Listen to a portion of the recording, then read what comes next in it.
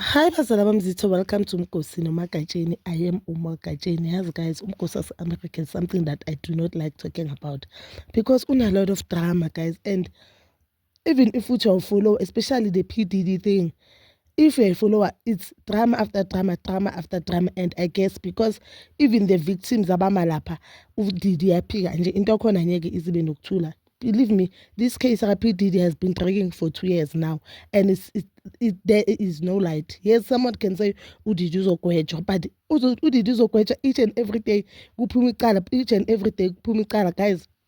Baby mama ka 50 Cent is one of the ladies uphumile, or it's one of the people, because there are also males uDidi abahlukumezile yabo ngokocansi.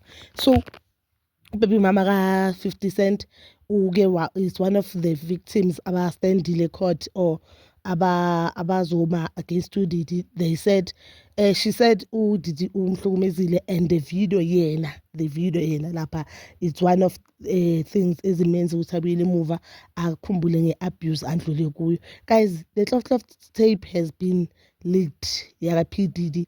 It's not even P Diddy, the guy PDD amchashile, which is umuntu osebenza umsebenzi lo wokulala no azowenza ayenze Clove nomama umntana ka 50 Cent. Guys, let me tell you, I don't think P Diddy is uyenza ngamabomu, and I don't think the girl on this situation is a victim. No, 50 Cent ubhalile ukuthi guys, free P Diddy, he has been through a lot. And guys, if you have watched that video, you will see ukuthi uzimele lapha umntana abantu nento engekho as 50 Cent asho. And cabanga umuntu azokushaya isitina uzoshaya futhi abafazi abona imali impande sona, nami sengiyasho.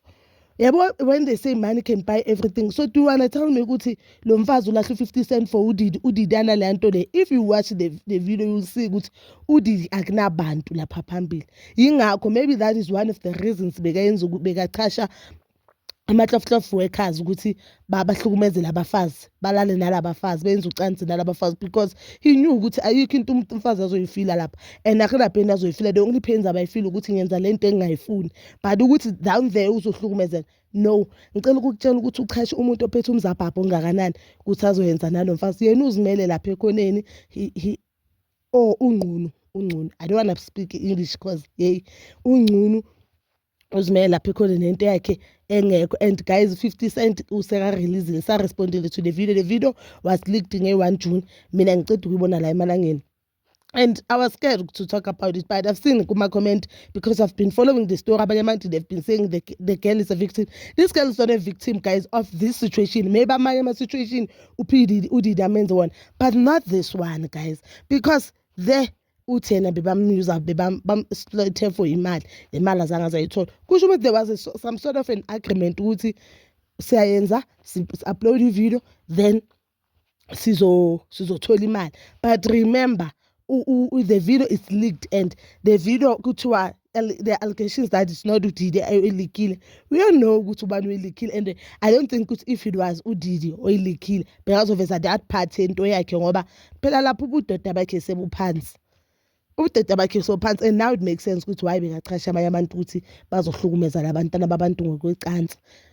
At some point there are also allegations kuthiwa bekachasha ney'lwane like dogs ukuthi zilale nalabafazi. Ukhohlakele uDidi, but this lady is not a victim, as ashilo baby daddy, and as ashilo 50 Cent. One day umntwana uzokhula, and umntwana uzowazi ukuthi umama yakhe une-Clove tape ebukele the whole world, because this Didi thing ikhulunywa wawo wonke umuntu. I'm in South Africa, I'm talking about it. There's someone in Nigeria okhuluma ngayo, there's someone e-Asia okhuluma ngayo, you understand? So umntwana uzokhula azi ukuthi umabakhe into amaphasela private part mama yakhe zawabona on socials. This is so sad. I just feel sorry for mntwana, but I do not feel sorry for the lady and uDidi. And now we understand ukuthi why bekachasha ama-male what workers ukuthi azoyenza yona leyo nto leyo. But please do comment down below your thoughts, and please don't forget to like, subscribe, share, and hit that notification button. Ngithanda ukuya nokubuya.